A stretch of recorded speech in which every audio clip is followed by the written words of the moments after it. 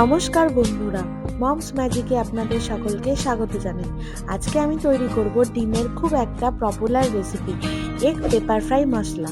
তো চলুন শুরু করা যাক। এগ পেপার ফ্রাই মশলা বানানোর জন্য আমি এখানে নিয়ে নিয়েছি 4টে সেদ্ধ ডিম। এছাড়াও নিয়ে নিয়েছি কুচি করে রাখা লঙ্কা, আদা রসুন বাটা আর বেশ খানিকটা পেঁয়াজ কুচি ও টমেটো কুচি।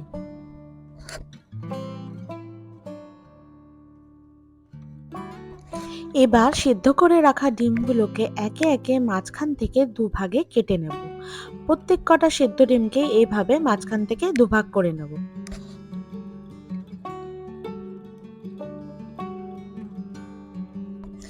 ডিমগুলো কেটে নেওয়ার পর একটা কড়াইতে একটা শুকনো মশলা বানিয়ে নেব, যেটাকে পেপার ফ্রাই মশলা।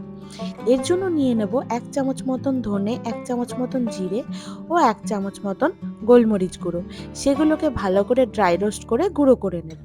এবার সেই কড়াইতে পরিমাণ মতন সর্ষের তেল দিয়ে তাতে কিছুটা পরিমাণ লবণ, হলুদ আর লাল লঙ্কার গুঁড়ো দিয়ে তার মধ্যে কেটে রাখা সেদ্ধ ডিমগুলো একে একে দিয়ে ভেজে নেব।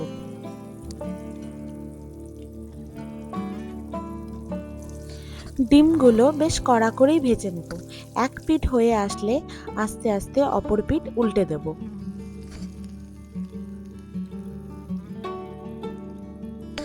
ডিম ভাজা হয়ে গেলে সেই ডিমগুলো তুলে রেখে সেই ডিম ভাজার তেলের মধ্যে আরও কিছুটা পরিমাণ তেল দিয়ে তার মধ্যে দিয়ে দেব গোটা গোলমরিচ আর কয়েকটা কারি পাতা। ভালো করে ফোড়ন হয়ে গেলে এর মধ্যে দিয়ে দেব কুচি করে রাখা পেঁয়াজ।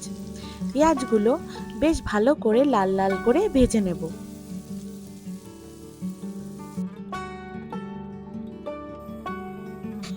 পেঁয়াজগুলো লাল লাল করে ভাজা হয়ে আসলে এর মধ্যে দিয়ে দেব আদা রসুন বাটা।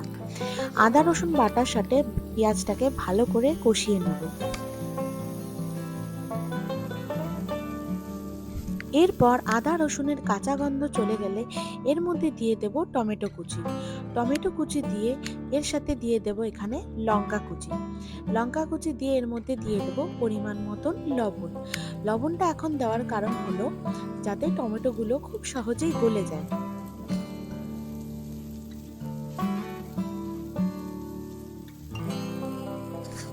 3-4 মিনিট পর যখন টমেটোগুলো গলে আসবে তখন এর মধ্যে একে একে সমস্ত শুকনো মশলাগুলো অ্যাড করে দিতে হবে।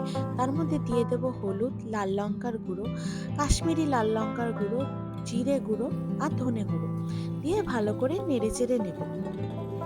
এখানে কাশ্মীরি লাল লঙ্কার পরিমাণটা একটু তুলনামূলক বেশি দিতে হবে। এরপর সামান্য একটু জল দিয়ে যে মশলাটা আমি ভেজে গুঁড়ো করে রেখেছিলাম সেই মশলাটা দিয়ে ভালো করে আরেকবার মিশিয়ে নেড়েচেড়ে নিতে হবে।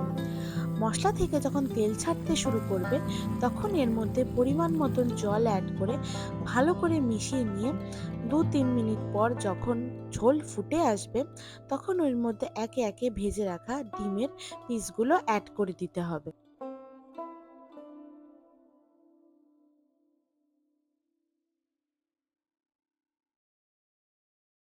ডিমের পিসগুলো দিয়ে দেওয়ার পর এবার মশলার সাথে ডিমের টুকরোগুলো ভালো করে মিশিয়ে নিতে হবে। এবার 3 থেকে 4 মিনিট পর যখন ভালো করে ডিমের সাথে মশলাগুলো মিশে আসবে সব শেষে দিয়ে দেব গরম মশলা গুঁড়ো আর কয়েকটা কারি পাতা। ব্যাস তাহলেই ready egg pepper fry masala. তো বন্ধুরা, আমার তৈরি এই রেসিপিটি তোমাদের কেমন লাগলো কমেন্ট বক্সে জানাতে ভুলো না। ভালো লাগলে একটা লাইক ও আমার চ্যানেলটিকে সাবস্ক্রাইব করে দিও। ধন্যবাদ।